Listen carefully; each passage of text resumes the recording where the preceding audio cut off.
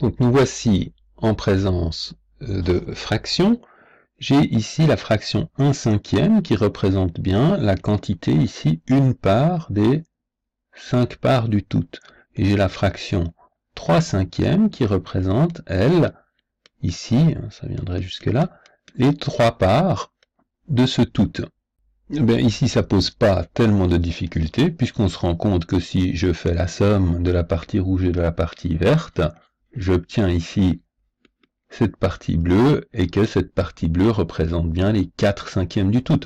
Donc, ça veut dire que si je suis en train de vouloir faire la somme de fractions pour lesquelles le dénominateur est le même, ça signifie que j'ai découpé le tout de façon identique.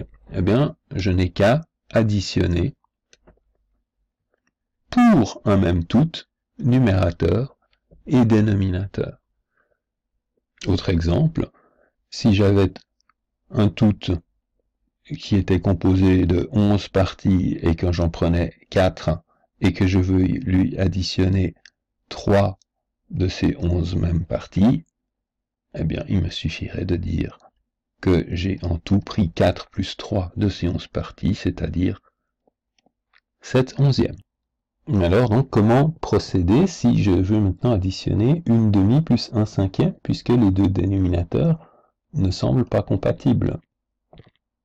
On peut représenter les choses ainsi. Donc, ma fraction une demi représente une des deux parts de mon tout, et puis le même tout, si je veux voir plutôt comme étant 1/5, je n'ai qu'une des 5 parties du tout. Alors comment comparer cette partie rouge et cette partie verte pour pouvoir les mettre ensemble?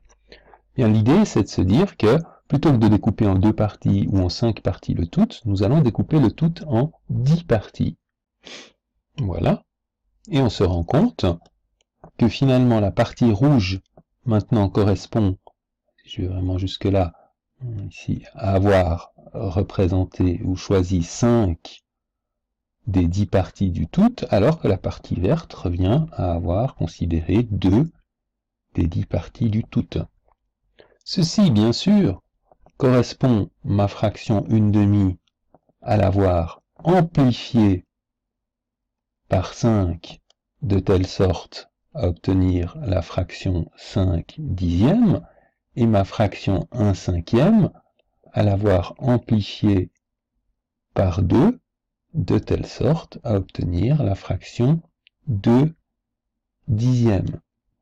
Donc, je suis amené, lorsque je souhaite additionner une demi et 1/5, eh bien, ça revient au même que d'additionner 5/10 et 2/10. J'ai désormais un dénominateur qui est identique, et donc ça revient simplement pour ce tout, ce même tout, à additionner les deux parties, donc 5 plus 2, c'est-à-dire 7/10. On voit bien qu'ici, il y a 5 petites parties en rouge, 2 petites parties en vert, donc 7 parties en tout par rapport aux 10 parties totales.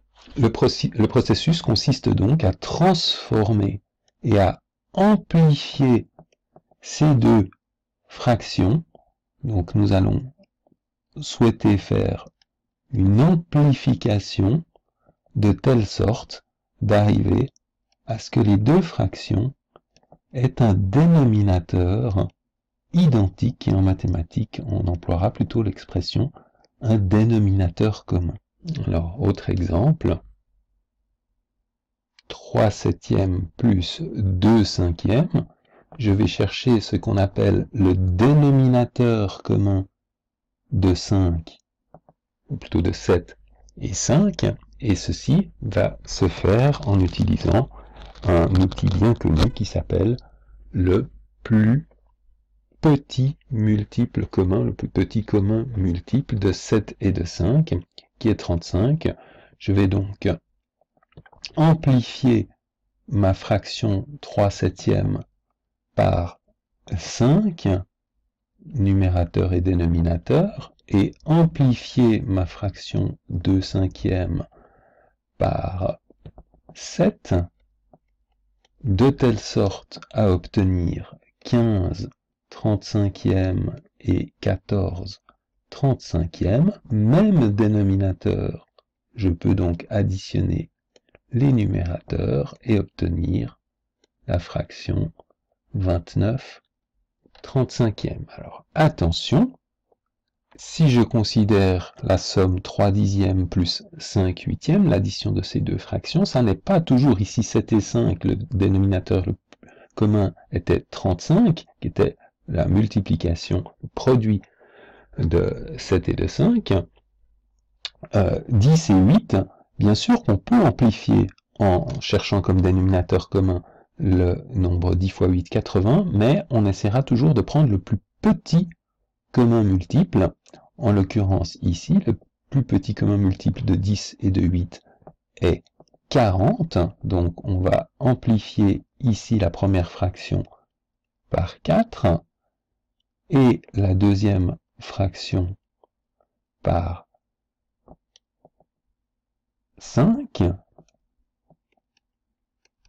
de telle sorte à obtenir 3 fois 4, 12 sur 40, et 5 fois 5, 25 sur 40, et ainsi même dénominateur, 12 plus 25 égale 37 quarantième. Encore un exemple avec une demi plus 3 quarts, où on se rend compte que le plus petit commun multiple de 2 et de 4 est 4. Je vais donc amplifier la fraction une demi par 2, alors que la fraction 3 quarts, elle, n'a pas besoin d'être amplifiée. J'obtiens 2 quarts plus 3 quarts, le tout est sur 4, 2 plus 3, et donc 5 quarts. Donc première remarque, parfois il n'est pas nécessaire d'amplifier les deux fractions. Et puis deuxième remarque, quelque chose d'un peu étonnant ici, le numérateur tout à coup est supérieur au dénominateur. Alors, on a toujours parlé jusque-là de fractions comme étant une partie d'un tout. Comment est-ce qu'une partie pourrait être plus grande qu'un tout? Bien, on peut l'interpréter de la façon suivante. À ce stade, on travaillait avec des quarts. On peut donc considérer qu'on a pris un quart, un tout que nous avons coupé en quarts, dont nous avons choisi les deux quarts, puis nous avons additionné pour le même tout séparé en 4 parties, nous avons choisi cette fois-ci de prendre les 3 quarts. Alors finalement, si je réorganise les choses, eh bien, j'ai obtenu combien? 1, 2, 3, 4, 5 parties